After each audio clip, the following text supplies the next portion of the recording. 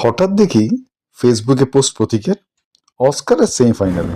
বাপরে বাপ! তাই ঠিক করলাম অফিসের পর সরাসরি চলে যাব যেখানে অস্কারের টুর্নামেন্ট হচ্ছে। আমার বাড়িটা একদম পাশে, তাই র্যাপিডো করে সোজা দিলাম চোখ।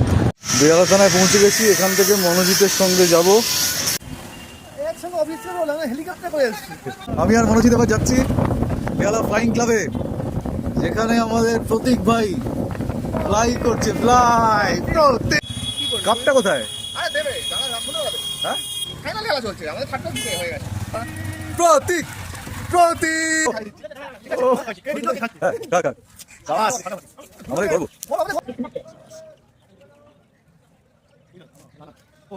এটা কিছুই না, এটা চক্কর রিং করা হয়।